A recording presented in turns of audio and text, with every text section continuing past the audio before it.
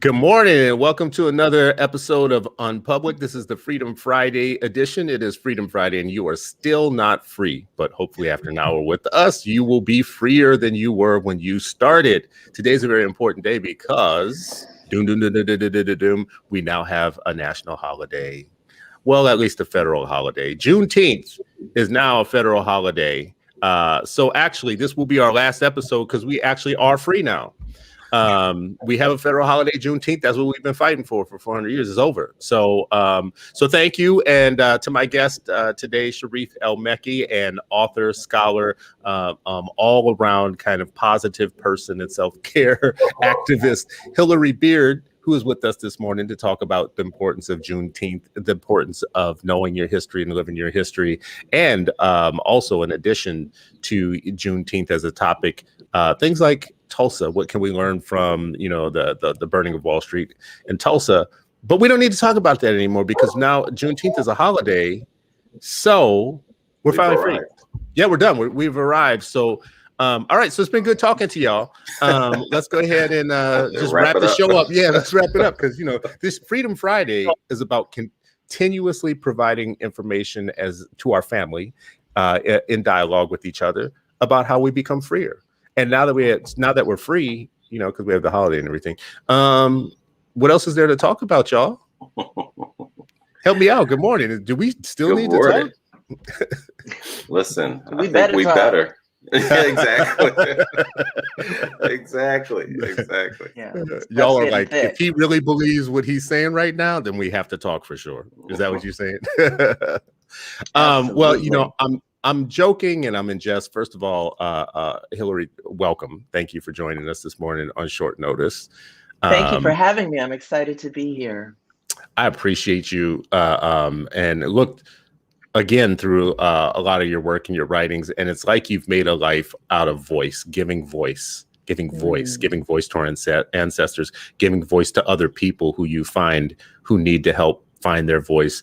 I love voice people. I love people that help us tell our story and speak. And you are like amazing at that. I don't know where you got it from, but you're amazing at it. Thank you. Well, yeah. I like to talk to Black folks about freedom a lot. Human beings were born to be free. God wants us to be free. And I have a really interesting journey because while I dreamt of being free, I received kind of traditional Black socialization, which is be safe, like get a good job, focus on your education, get a good job, and do what white folks have done traditionally to be middle class or ideally upper middle class or however that works. And it didn't feel very good to me to force myself into that space. I could perform it. But it felt like taking my size 10 foot and sticking it into a size 6 shoe. And so I went with the flow for a period of time and was well rewarded for my performance. But I felt it on the inside. And so it was killing my spirit. I experienced depression. And as part of my faith walk, began to identify another way and ask the question whether my naturally given gifts and talents, which include writing and a certain clarity in my voice, could help me provide for myself. And so I left jobs that people don't typically leave and companies that people are trying to work for to inquire, could these gifts and talents support me? And to ask myself the question, if my ancestors really suffered for me to be free, did I have a right not to try to run for it myself? And so I attempted, I had to know, I felt like if I fell on my face, I could get back up and reconstruct what I had been building that was the performance. Like I know how to perform, I know how to do that, or I did know how. But I found that there was a way. Your gifts and talents make a way for you in the world. And so as you're finding, as you know from your path, and Sharif certainly knows from his path, and it's a conversation that I encourage particularly Black folks to explore. There are lots of possibilities. And so that's led me to writing work that empowers us and tells our stories. So thank you for recognizing that. Hi, Sharif, I want to bring you in, but I just want to hammer home this really important point that you just made, Hilary. For people listening, like, freedom is about knowing when to walk away from something that's wrong or toxic or not working. And you just mentioned something that triggered me, so I'm gonna just tell people this. In 1999, I had a mental health crisis in 1999. And at the time, I was working the best job I had ever had up until that point. I was making the most amount of money, which is sad because it wasn't a lot of money, but it was the most amount of money I had made until that point. I had the most number of like benefits from that job. I had like a little profit sharing every December, and both me and my son were covered with, health insurance and all this. So the thought that I might walk away from that was really taxing, because I was having a crisis that the work I was doing every day wasn't amounting to anything. And every day was soul killing. Each day. And I felt like I had no permission to walk away from it. How the hell, I was taught my whole life to work. You work and you get a good job. And when you get a good job, you keep a good job, and you don't quit one job without having another or whatnot. And I've told this story before, but I want to tell it again. It got so bad to where I got a call up to HR, got brought up to like the 8th, 9th, 10th floor, whatever it was. And I was on the way up. I was like, oh, yeah, Lord, what's this going to be? And they basically said to me, and I'm just sharing with y'all this morning because this to me is about freedom.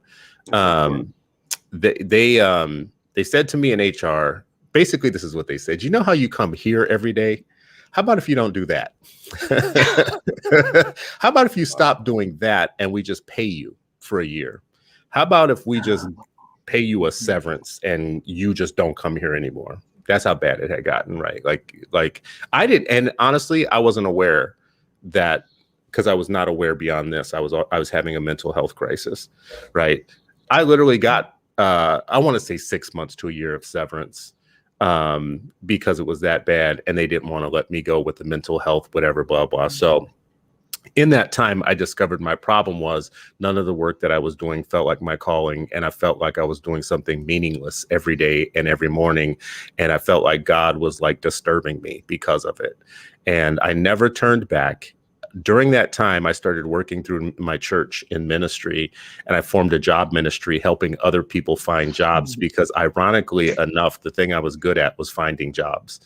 And in that time, I remember telling my pastor, if I could do this full time, boy, I would be happy every day. And do you know, like clockwork, I got a call from a social worker who came and sat with me and said, you have placed multiple of my clients and you didn't know it. And we want to know how you're doing it, how you're getting jobs for these people that have like serious and persistent disabilities was the situation.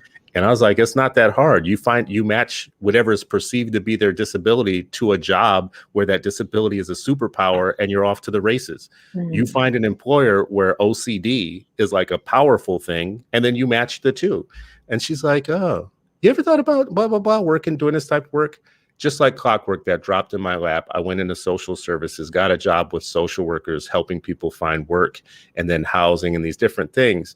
And I made half the money, but I was happy every day of my life since. That was 1999. So since 2000, every day of my work has felt like it's not work, right? It's a calling. I needed the permission to walk away from that other job or to leave and to try something different, or else I would still be a very miserable human being. Anyways, I'm sorry to take up so much space to tell this story. No, that's important. I'm glad you did. That was my freedom. That was me walking away with my mind intact and doing something every day that felt fulfilling. And you just triggered that, Hilary, when you said the thing about knowing when you can walk away from an opportunity. Yeah. Well, it resonates with me as well. My story is very similar, and I think it's really important for us to tell these stories because it's clear that people don't have, many of our people don't have folks, have dreams, have callings, have passions, but this persistent story of, well, what if something happens? Like, keep that soul-crushing job in case something happens, right? And the thing that often happens is a mental health problem or a health challenge related to the stress or the anxiety or the lack of fulfillment, the soul crushing nature of it. And so they need people like us to drop breadcrumbs along the trail to let them know, keep going, there's a path there. And it will open up as you take steps forward. I actually, Sharif, pull you in. You seem to me, Sharif, somebody who was always on path. Yeah, I don't know. I mean, you know what? I think, thank you both for sharing the stories. I do agree. Like, those breadcrumbs or sharing that is absolutely really, important. And Chris, I knew part of your story. I didn't know the entire thing, right? And so I think even that, it just really reminded me of a couple things. One, I think some of it may not always be job related. So I remember I used to have like a external manifestation of like the rage that I felt, right? Like, I shared the story many times of, knowing what my parents, cousins, community members were going through. And I carried that in a particular way. And as a teenager and youth was, in college, I would like lash out. I was like looking back, I was like, man, I was just enraged without knowing where to put it.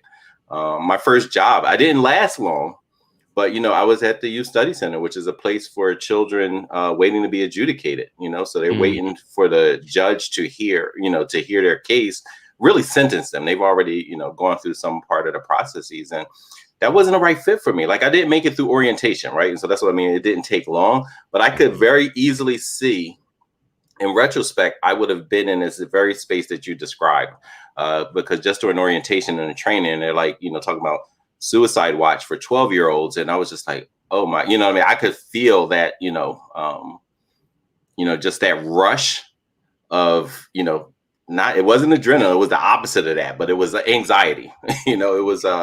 It was anxiety, just like, oh my gosh, like, I don't think this is what I want to do. And as you said, like clockwork, Mama Cynthia calls me like, hey, they're looking for Black men to teach. Initially I even rejected that. Like, Mama Cynthia, I don't want to be a teacher. Maybe, I think I'm gonna go to law school. And she's like, go to the meeting, and went to the meeting. And it was just like, wow, Dr. Martin Ryder talking about activism through teaching and, leading classrooms. And if you do this for 5 years or 10 years, here's the thousands of people that you might be able to support. And I think it was really the opposite of, and, Youth Study Center, those places, they need great people, but you have to make sure you find where your fit is, what your purpose and mission in life is.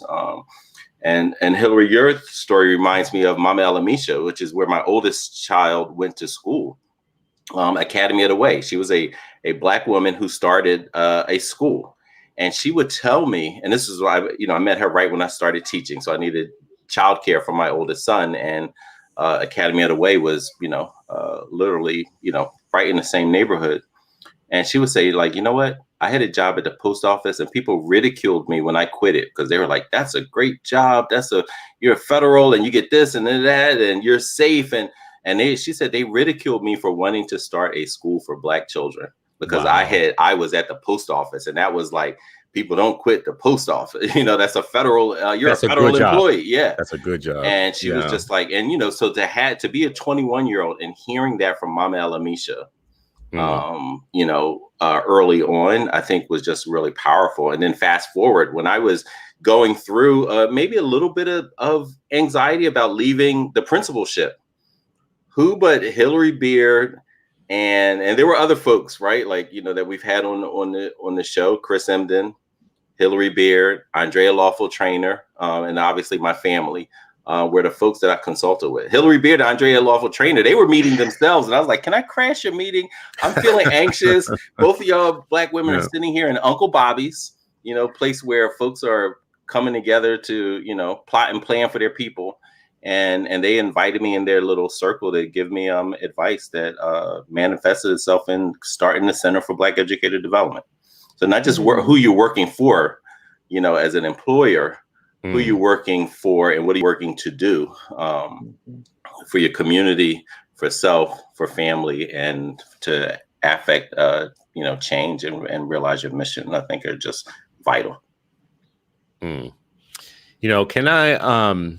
That's powerful too, by the way. I just want to say the power of colleagues nurturing you to health, the power of community, knowing that you can go to an Uncle Bobby's and you can crash somebody's meeting. Yeah. There were times when I never apologized for that either, but thank you. My bad. I was like, you oh, both of shouldn't you have already to here. apologize.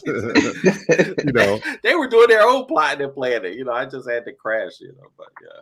And now you do that for others. This is what I want to say. Like, when I talk about my mental health crisis those years ago, it felt isolating because I didn't have a meeting I could crash. So the power of connection and being connected and having a community of some sort is like really powerful. So I love your story of being able to tap in, because I hope that I'm that now to other people. Yeah. And can I add a thought? I believe that depression and a lot of mental health challenges often have a biochemical component, but I'm not convinced that they always do. I think sometimes we're depressed because we're not following the path that we were created to follow in life. That's right. And so, I had a story. I was working for a major soda company, actually. And when I went to work for them, I thought that the product that I was selling was harmless. But then while I was working there, I started to understand the dangers of high fructose corn syrup. And I was actually hired to market into the Black community. And I'm like, oh my God, I've been hired to poison my people. Right?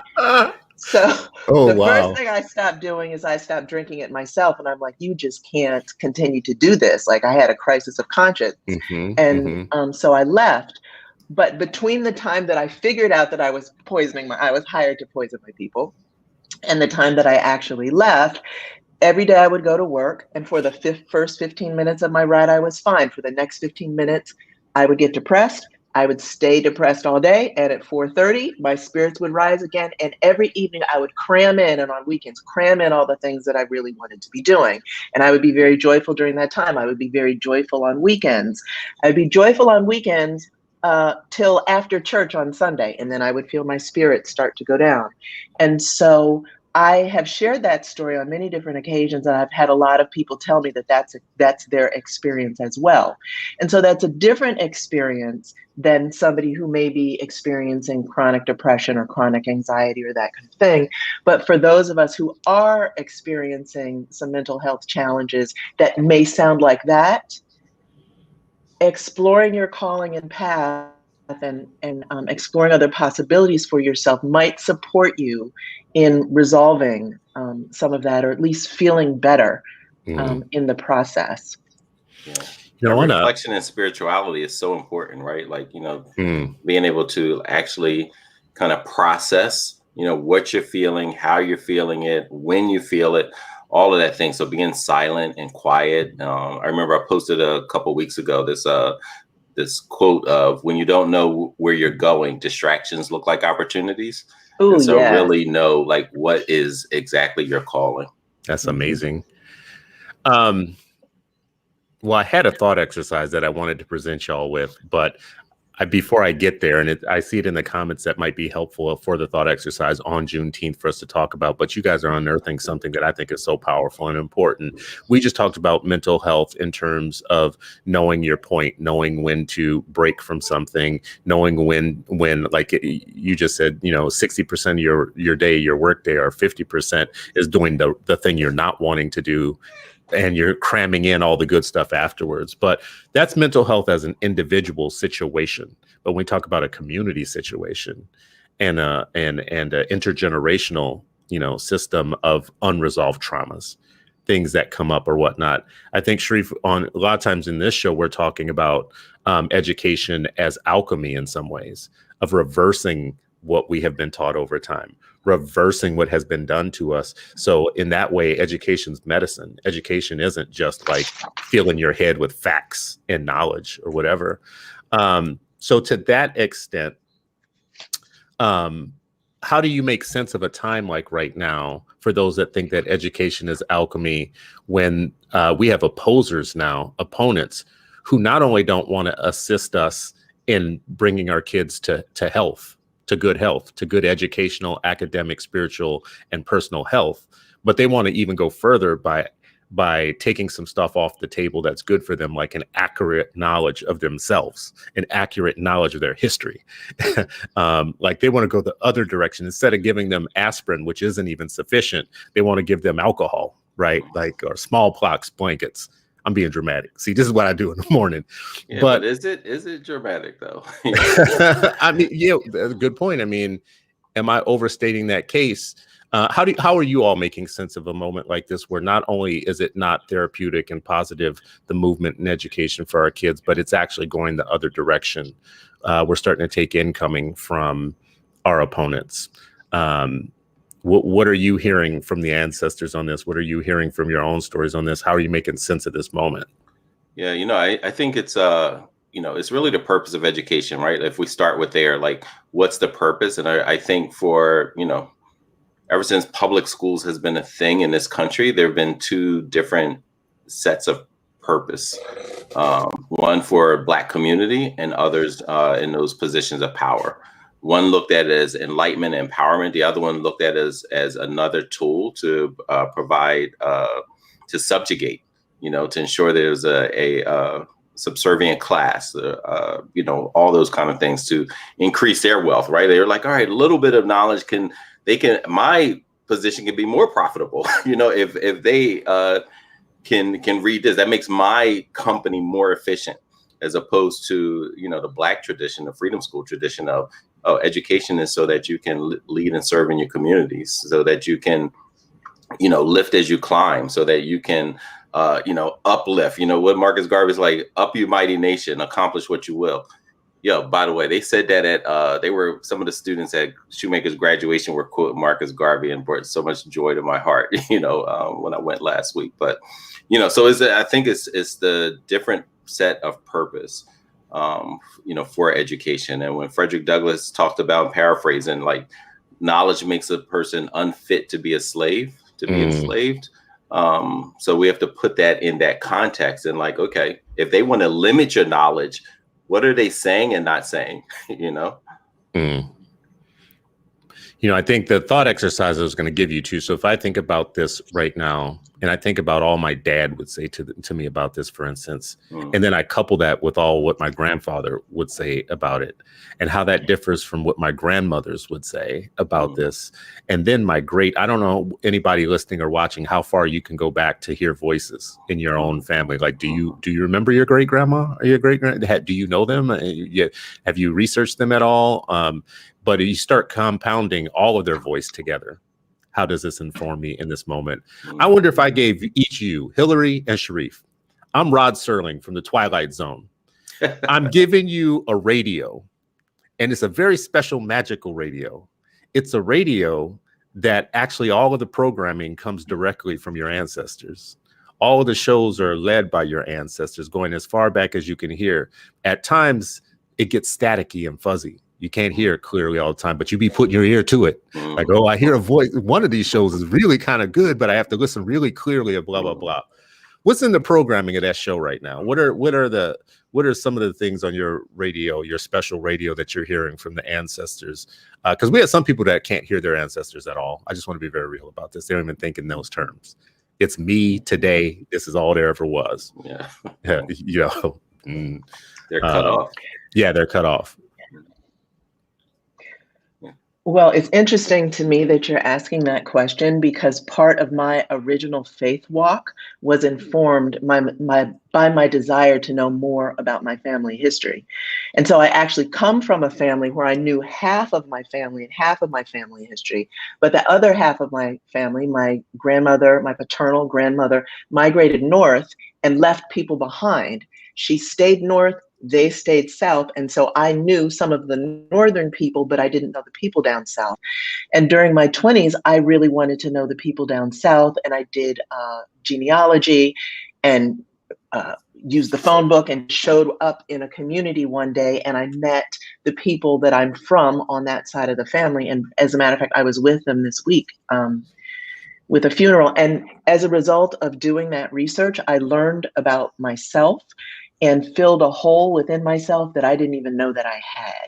Like I felt like an entirely different person upon leaving. And so when you asked this question, education is alchemy and family history, immediately I felt the importance of that. And for many of us, we've been disconnected from our family history. So I think it's really important to go back and catch what we can. So for instance, I've learned stories on both sides of my family about the brilliance, the courage, the ingenuity, the bravery. And so, for instance, I have on my paternal side of the family a great great grandmother who cut off her own big toe because she heard she was going to be sold away from her family. So she made herself worth less on the market for enslaved people. She made herself worthless to them, but she saved our family. Jesus, and I'm wow. indebted to that, right? Yeah, And yeah. so in the moments when I was in my corporate job making good money and being enticed by bonuses and to sell poison to my people, I would remember my great great great grandmother Mary Ann Ashley. Or on the other side of my family, I come from people who were, they're just generations of rape within slavery, and also free Black and free Black and white people who married and stayed, migrated west to stay ahead of slavery as it spread. And many of them were fair complected. One of them looked like Pa Clampett on the Beverly Hillbillies, just a very light skinned man with the handlebar mustache, who white people, white patty rollers or white slave patrollers thought was white, but he didn't identify white. And so when Africans would escape north through our family land, which was in the southern part of Illinois near the confluence of the Ohio and Mississippi rivers, when Africans would escape north through our family land, they would encounter my great great great grandfather and other people who looked like him and would assume they identified white, which they did not.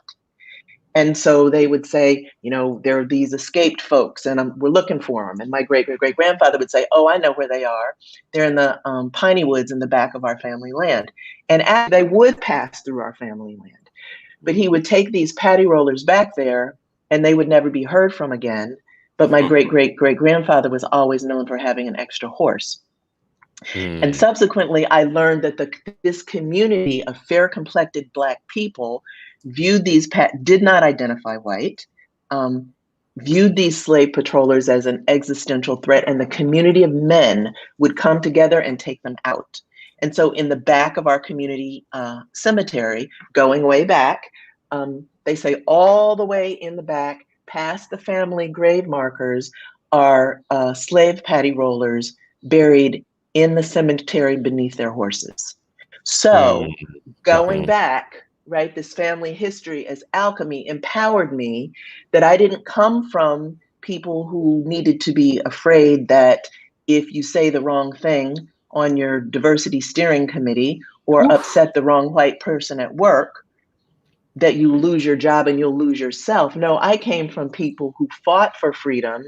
And part of my discomfort within those environments was I am born and bred to be a freedom fighter, but I was in an environment that was too small for my size 10 spirit.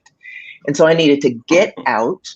And so this is Juneteenth. We're having a conversation about freedom. It may not be the traditional Juneteenth conversation about freedom, but this is freeing ourselves today and freeing ourselves in the future. So that story informed my understanding of myself, my understanding of my legacy, and my understanding of my responsibility to future generations within my own family, but also within my community at large. And so when I think about education, that part of education is really important. And when I think about all these folks who are trying to stymie the teaching of these and other truths about our country, I think about a William Faulkner quote that the past isn't even dead. The past is never dead. It isn't even past. And a James Baldwin quote, you cannot fix what you will not face. And so we are facing the continuation of that legacy, the legacy of white supremacy and white dominance. And I think we're at an inflection point, and how we show up as African descended people and how our allies show up in this moment, I think will determine how it comes, but we need to show up fully. I love that you used both of those quotes. I literally Mm. used both in the last piece that I wrote that I sent to Philly South Oh, Florida. we've been Literally. vibing, Sharif. Yeah, we've been on this energy. No, absolutely, absolutely.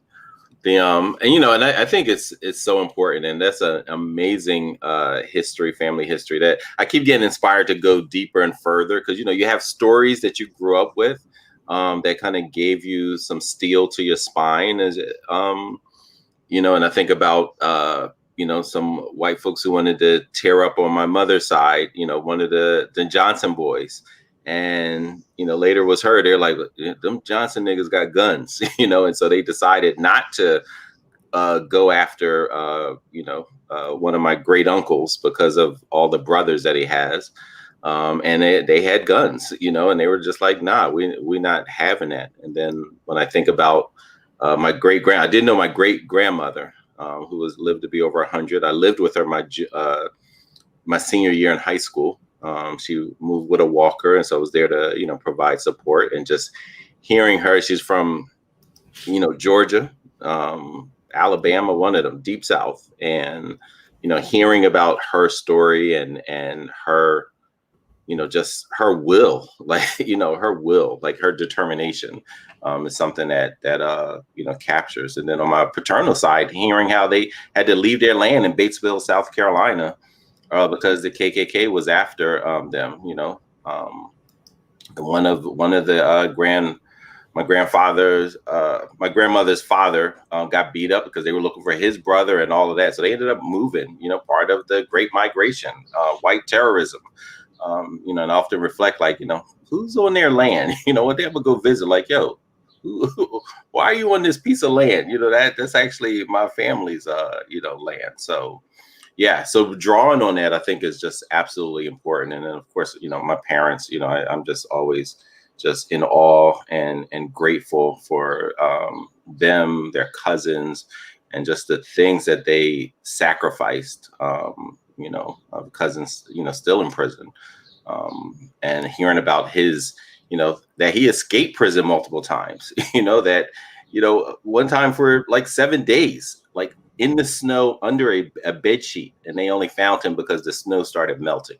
And so when I'm feeling like I don't have enough courage to do whatever, and I think about somebody laying in the forest of Pennsylvania in the cold under a sheet, and then a sheet of snow on top of them, like, how can I not, like, yo, Sharif, snap out of it. Like, what the hell are you thinking? Get up. You know what I mean? Get up. And even you guys know my mother recently passed away, and and I go through bits and spurts, but I hear her voice, like, get up, son, get up, like in a firm, steady, quiet voice, so yeah.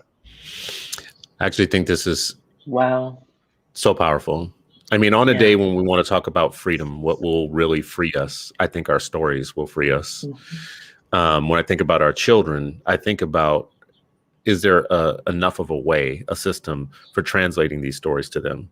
I know that in many cultures, there's like an organized way of transferring thousands of years of their history through their children, like Saturday school for some, the Koreans, the Jews, others have these ways of doing it.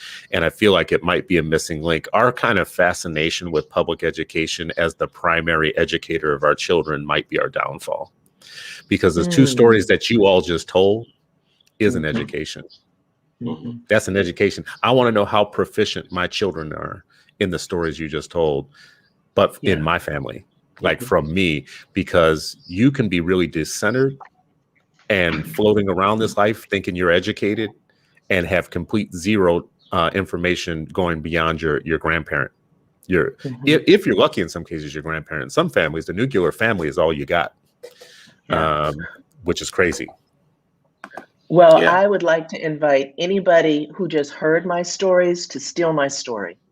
Because the fact of the matter is, in our families, we all have these stories and other stories of courage, of bravery, of resistance, of seizing our freedom and not waiting for it to be given to us. And so part of what is really powerful about this specific Juneteenth holiday and celebration is to give us the opportunity to tell our stories and to learn the stories of how we actually got free, which was not by Lincoln freeing us. It was by escaping, fighting battles, joining the Union Army to fight militarily, to provide all sorts of support, to form our own militias, to resist, for those of us who stayed enslaved, there was a point where everybody was pretty much sat down, and let it collapse under the weight of us not working and or not cooperating with it. And so there are many ways that we can seize our freedom, and part of the freedom seizing process is telling each other's stories. So you have my permission to tell my stories as your own, because they are your own. Stolen. It's happening. It's already stolen. I already got a blog post. I got a blog post written right now, just so you know. Let me ask you a question about this. One of the things about the Juneteenth holiday, or the story of the Juneteenth holiday, to me, that stands out to me like the headline, like the thing that kind of stands out to me most, is that by law, you were freed and the information hadn't gotten to you yet. Like you haven't, you're in Texas, and something happened somewhere else far away that literally freed you, and you just the information just hadn't caught up with you yet. Do you see what symbolism in that do you see for our situation today? Like, you are free, but the information hasn't caught up with you yet. I feel like in my youth, I was freer than I felt, and the information hadn't caught up to me yet. And part of the information that hadn't caught up with me was the story of who I was spiritually, because how I was raised in terms of my spirituality just didn't resonate with me, and who I was in terms of culturally, who my ancestors and who my community were. And so I can resonate with that very much. What about you, Sharif? Yeah, and I think that's such a powerful piece to center, right? Because we far be it from the fact that nobody in Texas knew that Emancipation Proclamation had been signed, or that they had been freed 2 years earlier. It was a group of folks, our people, that information was kept from, right? The system, those who ran plantation, it wasn't news to them, but they were like, we don't have to give them this information. We can block them. We can interrupt this flow of information, and ensure that, that knowledge that Frederick Douglass talked about makes you unfit to be enslaved. Them knowing that the federal government had intervened in that way in Texas, like that would have made them unfit, right? Like it probably would have caused more folks to leave and go to Mexico and other places, right? Because a lot of times people think about the Underground Railroad, so to speak, and it only went northward to Canada. Folks were going down south to Mexico, and they were being helped by Mexicans, right? Like, so. And I think some people that need to remember that particular part of the story, just to be very real, are Mexicans. I just wanted some of y'all Latinx individuals need to wonder why there's some of y'all that are darker than others. I'm just saying, because white supremacy is a strange drug.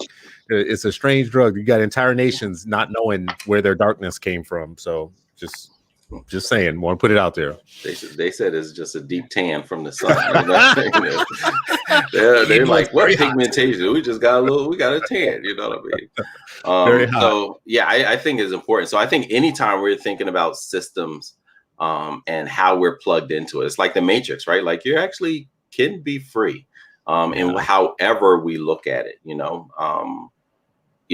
whether it's feeding into stereotypes, right? Like, how many people feed into that because they feel like I can't escape, or people are tied to the mistakes that they previously made. And like, even though I don't necessarily believe it anymore, it's now become such a part of my habit. Like, no, you actually don't have to do that, right? Like, so we are free to make the different types of choices that will fulfill us better. And some of them are hard. Some of them are just like, no, you just have to reflect. And it was out of habit that you're doing it. It's not because you actually want to do it. So really think about, what do we want to do? What does our spirit want to do? What is our divine purpose? And getting clean. And it's not easy. Like, I don't want to be glib about like, oh, just do this. Like, it's not a Nike commercial, and you may go in fits and starts. You may take 2 steps forward, 1 step back. But the point is, keep moving. You know what Harry said, when the dogs are barking, keep moving. When you see those lights, keep moving. When you are afraid, keep moving. So this life that we have here is a journey, and let's keep moving.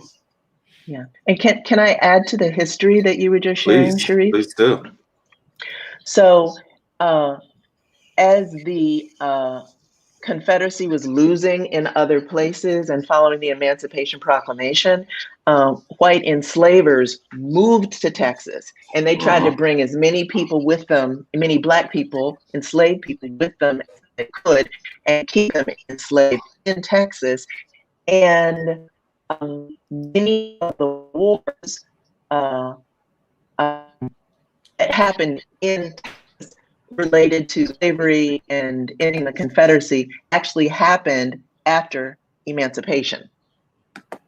So it's really interesting that today so much resistance is coming up out of Texas. It's really interesting that many of the major textbook manufacturers are located in Texas, and the state of Texas is the largest textbook purchaser. And so for the state of Texas to purchase textbooks, they have to approve of the content in the textbook. And so there are whole systems that are keeping the truth out of our textbooks. Another thought that I had, darn, I lost the thought. It was about purpose and calling, Sharif. So I think a lot of people, when they hear me talk about my purpose and calling, think about it in terms of some things like, that comes down from the heaven, and you have the whole vision, and you're clear. Listen, burning bush.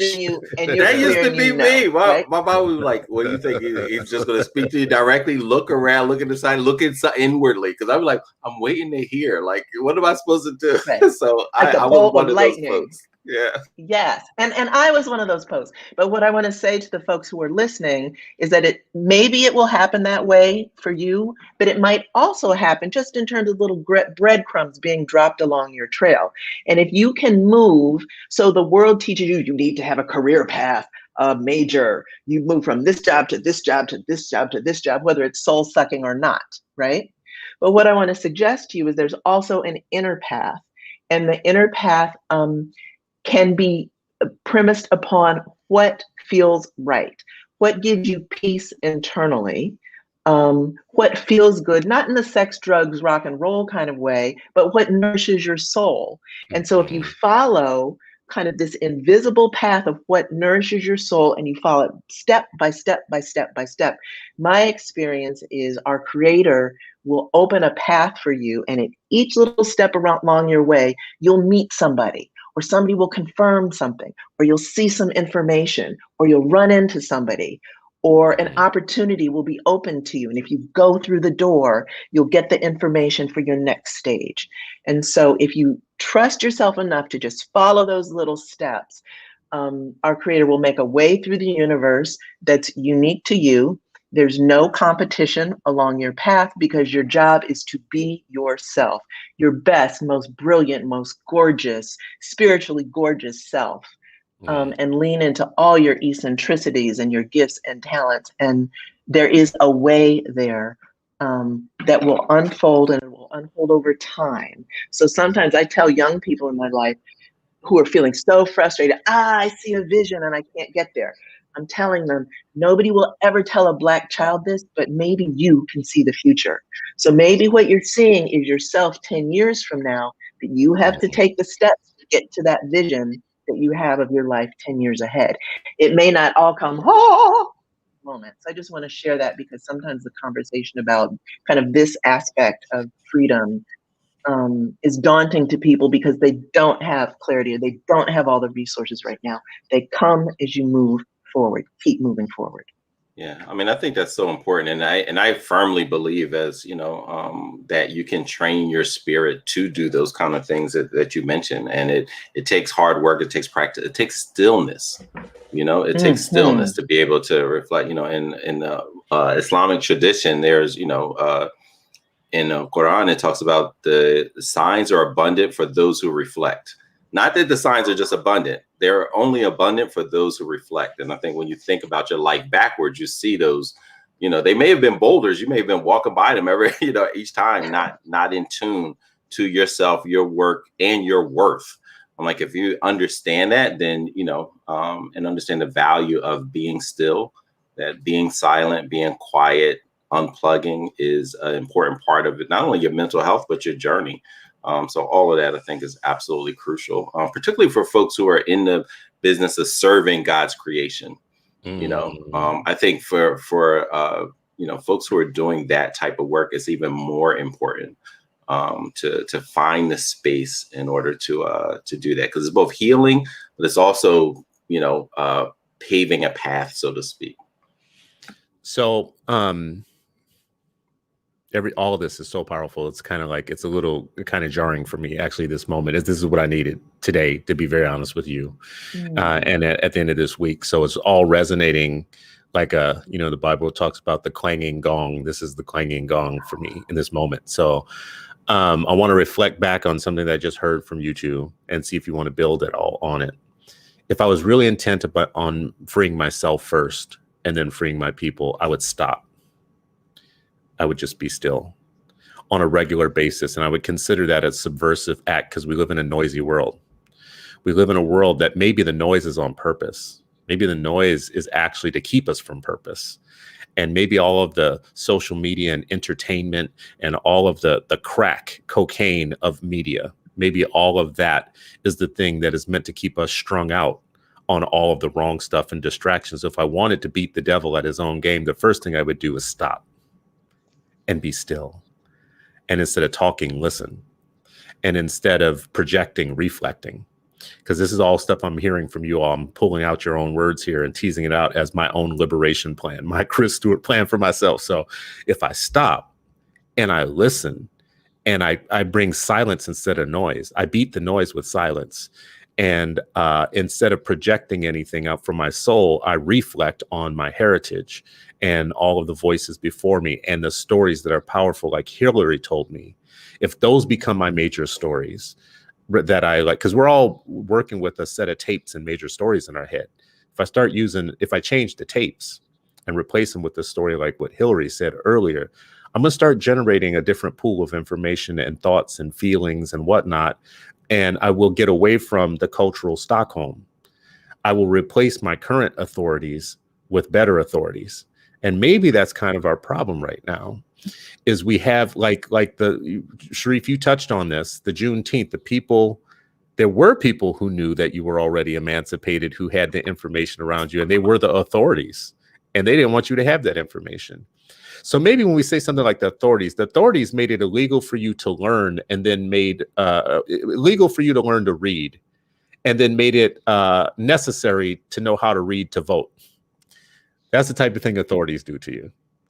So maybe we got to get out of the cultural Stockholm of even looking to the so-called authorities and replace them. And maybe the path there is everything y'all just said: silence, listening, reflecting, subverting, getting rid of the noise, beating the devil at his own game. What do you think? I love it. I mean, I think it's absolutely, I think that's part of the path, right? Like, when I was a principal, I had two signatures on my quote, my signature line, for like a decade, because these were like two things that I thought. One was James Baldwin, where he said, those who say it can't be done are often interrupted by those who can. And then there was another one that said, distractions are what you see, or obstacles are what you see when you take your eyes off the goal. And so if our goal is our sense of purpose and what we want to do and where we want to go, then, we have to ignore, but be aware of the obstacles. Meaning ignore them so they don't impede you. Be aware of them so that you are, you understand what the tapestry is and what the hazards are as you're moving forward. But I think this whole idea of repositioning authority, and again, back to, so much of this is about spirituality. A lot of times, in Islamic tradition, when you talk about like idolatry, a lot of times people think like automatically, oh yeah, that's a statue. Idolatry is whatever you put as higher than God. Whatever you fear higher than God, anything that you idolize, Ooh. and often in our work we're doing that. And idolatry can be really fear. You can fear something like, oh, how are they going to respond? Oh, are they going to fire me? Or are they going to do this? Oh, right. And inside you're like, but I should say that, or I should do that, or I should support that child, or I should support in this particular way. But there's a group that may be idolized because of their power. Right. There's a prayer that we say. It's for, our parents. Right. It's a prayer. And one of the lines that I loved is like, give me the awe about my parents that I have about, a tyrannical ruler. Like, think about that. I was just like, oh, that person is like, oh, he's so powerful. Like, give me that little piece about my parents. Right. Like, not the fear, but just like the awe, like, oh my gosh, he's able. Think about how many times we were like, did you see that person is able to do, they have this, like, give me that about my mother, about my father. Right. And so it's really like repositioning who actually has authority. We say God, our parents, our community. Right. And a big part of this is listening. We've talked about listening so much. And you just summarized it, I think, really well, Chris.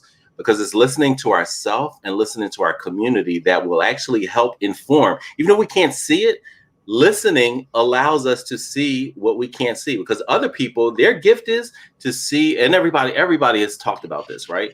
Oh, they saw something in me that I couldn't see myself. Like we've heard that so much from whoever got to point whatever in their life. They're talking about other people's gift to see. Because maybe we were too noisy, but they could see from afar, oh, I see this in you, or I see this path that you can, if you make a small right, not even a sharp pivot, maybe it's a sharp pivot, maybe it's just a small nuance leaning towards, it's going to allow you to go a totally different destination.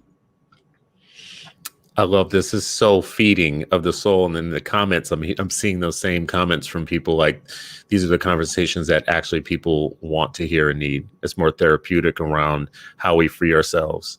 And simplicity, I think, is the thing. People don't need big treatises on how to free yourself. They need simple kind of things I can do. It's a busy world. We have busy days. We're going through our days, sometimes not knowing how we got through Tuesday, not even remembering what Tuesday was. No kind of intentionality. That's on purpose. We're put on autopilot. We're put on subjugated autopilot. Like when I think, Hilary, about your earlier story about the selling. Now I'm about to say pop. Wherever y'all are, soda, or whatever y'all. Don't show your geographical. Don't do it. Selling. Chris, I'm from a pop place originally. Yeah. Look, I went to Pittsburgh and somebody said, give me a pop. So I popped him upside his head. I didn't know he meant pass him the soda. We were in a college cafeteria. I had no idea what he was talking about. My bad. You know what happened? And he walked away saying, Sharif is really passionate about beverages. He gets violent about them. Anyways, but I mean, that what I was thinking about is that critical moment where you are working for the regular world, the normal mainstream, and you're working a regular mainstream job, and you have like a hint of the ancestors telling you, this ain't right. You selling something to your people.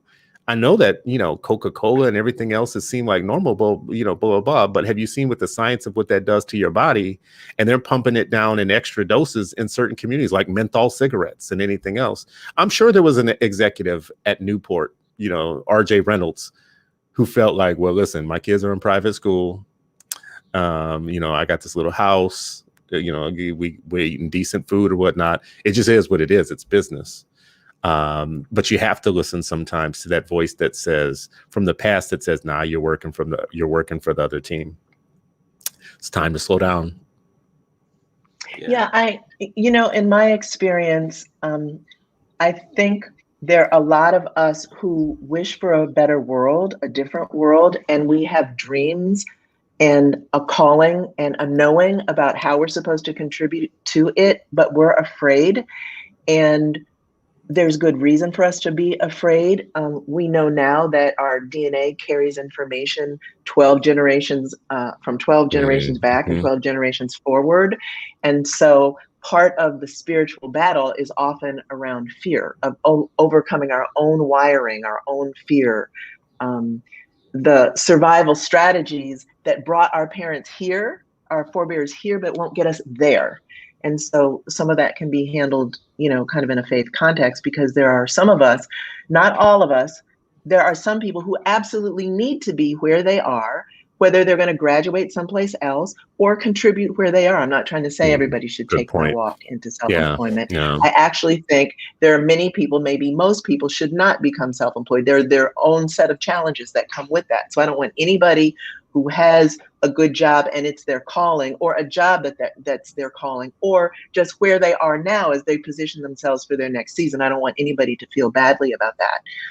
And I want to say that there are a lot of us who know we're supposed to be doing something different, and we're contributing our time, treasure, and talent to holding in place the very thing that's keeping us oppressed. I just want to say, for people listening and watching, let me just call this out. If you're listening on your lunch break or your work break or whatever, don't go back in and be like, I'm done. Yeah, don't. That's not what we're saying right now. Don't Maybe go take flip the tables weekend after lunch, right? Yeah, don't go back in like, I was listening to this thing on Facebook and I'm done with y'all. All y'all. Don't do that. Take the weekend, be silent, think about it maybe. But we are not take telling small you, steps. Take small steps, because your muscles won't be strong enough to do the big thing yet, but your muscles are strong enough to take the next step in front of you. Just take one small step, and the steps add up. Yeah, and I think that's so important, because like your contribution may literally be with a child, with a community member, something that you're hosting. Chris talks about that everybody can be a philanthropist, right? Like everyone can give something. And so that may be the step, like that may be the thing that you're not doing, or you feel like you could do more, and that may be bothering your spirit, right? Like not allowing your spirit to be still, as the old folks say down south, right? And so I do agree that there are different paths, and we should be careful, because I think sometimes people take, they hear something, they think that applies to 7-8 billion people, and it doesn't. Your journey, only you can really know, and those that trust and have that insight to see what you've experienced, right? And I shared this when I spoke to students at Shoemaker for their graduation. I was like, listen, some people you listen to because you're hearing their criticism. They don't like you, but there may be something you could still learn from it.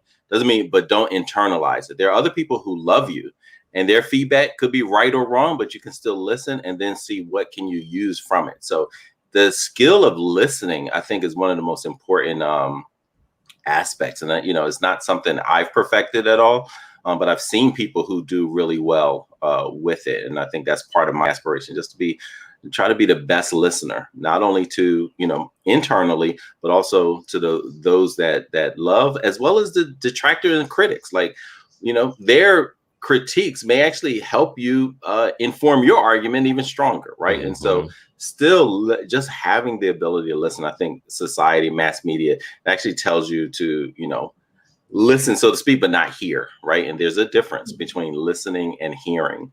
I think we're bombarded, as you said, Chris, like we're constantly bombarded with like, listen to this, listen to that, listen to this person, listen to that, with the 24-hour so-called news cycle and so forth. But how do you actually hear your inner spirit, the calling, as well as your ancestors and the creator?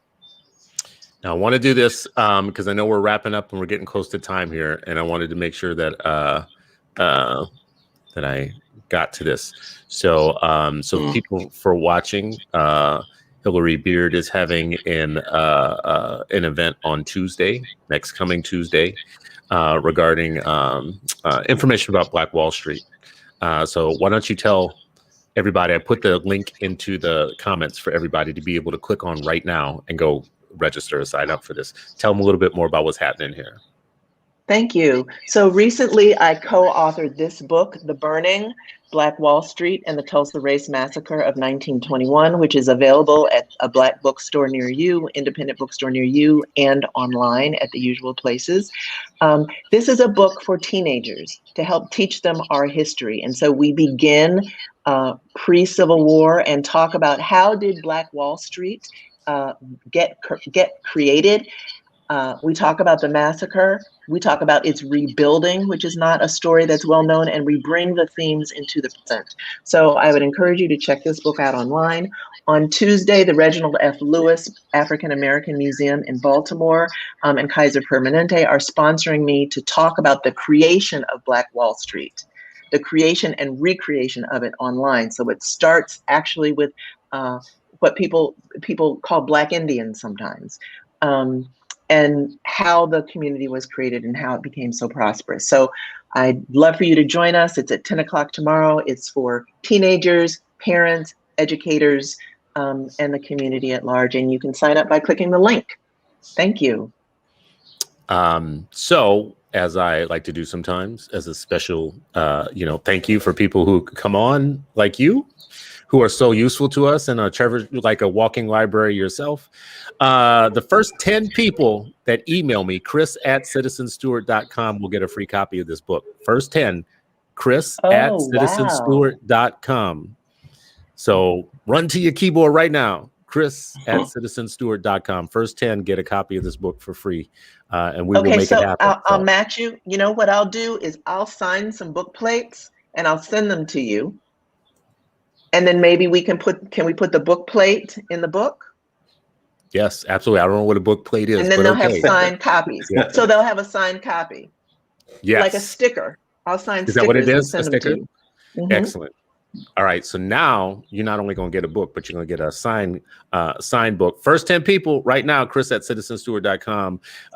This has been another episode of Freedom Friday, and you are still not free. But thank you to our guest, our illustrious guest, who has offered us so much wisdom today. And I just want to say, honestly, very personally, this did move me today. Some of what you were saying today, honestly, is going to disturb me over the weekend, and it's good to be disturbed. It's really good to be disturbed, have disturbed the normal course of your day. So thank you. Thank you. Yes, we all must have needed to have this conversation, right? Yes. Yeah, thanks for coming. You were available. It was last minute, and we appreciate you coming on. This was really amazing. And Sharif, thank you, brother, too. Thank you. Yeah, thank you, brother, because you always make stuff happen. You Sharif is the great peacemaker across many different divides. So we appreciate you.